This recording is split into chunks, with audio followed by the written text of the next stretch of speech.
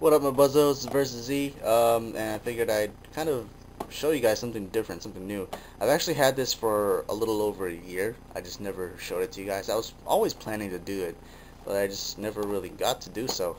What you guys are looking at are Kotobukiya's modeling support goods, mechanical chain base. Modeling support goods are Kotobukiya's line of modeling support goods. They range from these chain bases. You got support kits like tanks and helicopters and stuff like that. You also have, just ranging from tools, different supplies, extra hands, extra manipulators, extra polycap joints, stuff like that. So if you're really into or trying to learn to customize your model kit for your own personal taste, you should definitely look into Kotobukiya's modeling support goods. They're really great. You can get them from your hobby store. If they don't, you should ask.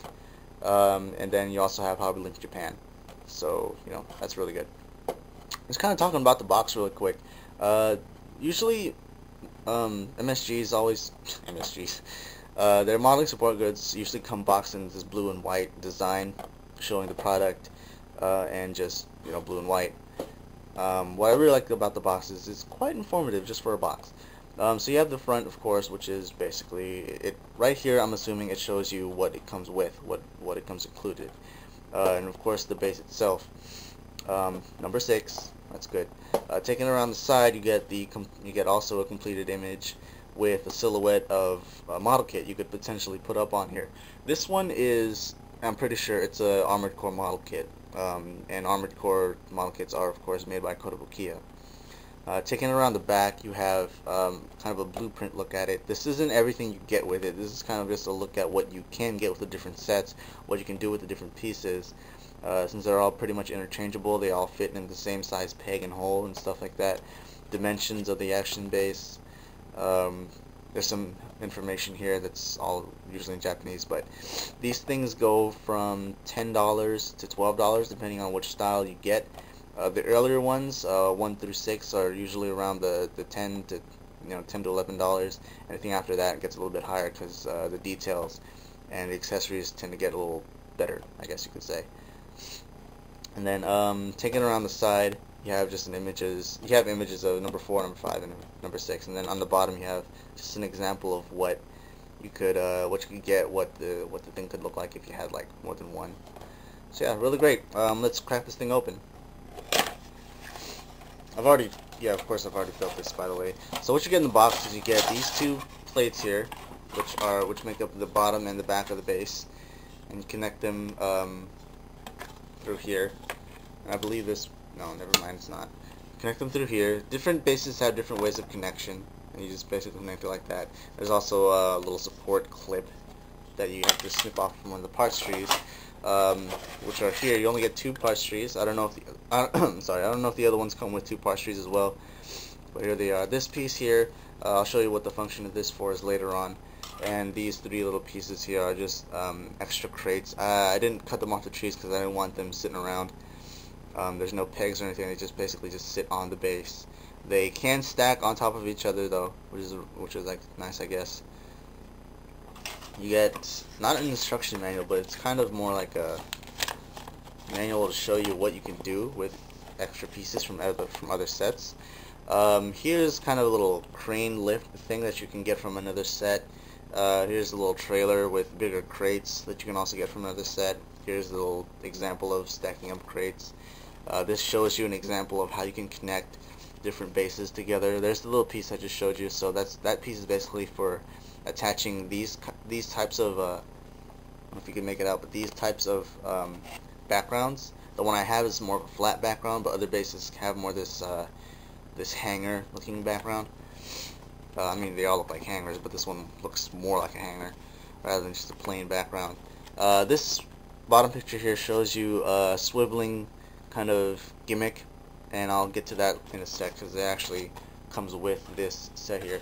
And of course the instructions are on this actual flap right there.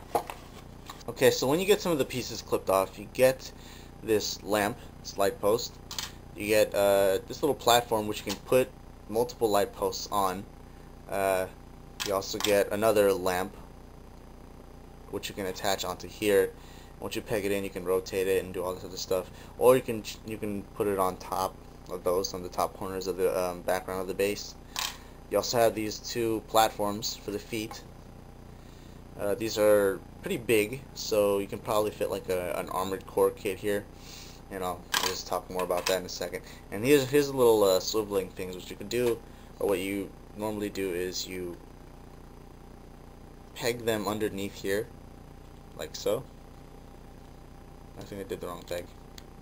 Yeah, I totally did the wrong peg. Okay, so you peg them underneath like that. Make sure that the detail part with the little panel lines and stuff is not facing you. So you're basically hiding it, wasting it. And then you peg it onto the railings, so that way when you peg it on there, as you rotate the thing, you can adjust the position. Oops, you can just you basically adjust the positioning of the platforms. So yeah, there's that. And then you also have the 3 crates, which I'm not going to use. When you're done with putting everything on in any way that you want it to be, for your own personal liking, you get this awesome looking, not very boring hanger base. Very detailed, nicely sculpted. I don't even need to zoom in on the details. You can make it out. So I actually ended up spraying this with a flat finish to kind of give it more of a accurate look to a hanger, aside from having that glossy plastic finish. But anyway, this is how I like mine arranged. I have a little platform here with the lamp or the light post. You have another lamp up there in the corner, and then you have the 2 platforms for the feet right here. And yeah, it's pretty good looking. So what I really like about these is you can, and I don't know if I mentioned it already, you can take multiple action bases and create basically a diorama for yourself, for your own, I guess, for your own eye candy. Let me just kind of show you guys the function of these platforms. I kind of showed you guys a little swiveling thing gimmick earlier, but basically what it allows you to do is it allows you to adjust the platform to an ideal width, and it rotates on an axis like so. So in case you wanted a wider stance for your model kits, you can just pretty much adjust it. Now it doesn't mean you can adjust it just easily up and down, left and right. You have to rotate it on the axis. So that's kind of good, I guess, and kind of bad maybe to some nitpicky people. I don't really mind it. It just allows you to pose for wider stances. So let me just bring in a kit here, kind of just show off the effect of this base. I bring in the overflag. If you guys recall from the series, the overflag was always usually seen in a hangar, and I think that's the main reason why it just looks so good on the action base. And, you throw in the gun, and then you got the hangar there. It would be awesome if these things lit up. I'm pretty sure an expert modeler can hook up some LEDs, some wirings and stuff, and have that feature and have it look really awesome. But there you go. That's the effect you get. So it's not cool in the sense that you can't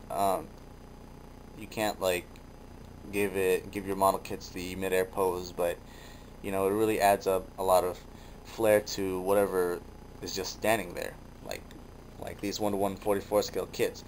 The thing about these mechanical bases, let me just leave it there, is they're not exactly meant for 1:100 scale Bandai kits, though you can do it if you want. They're just not made for it because they're gonna be standing way over this.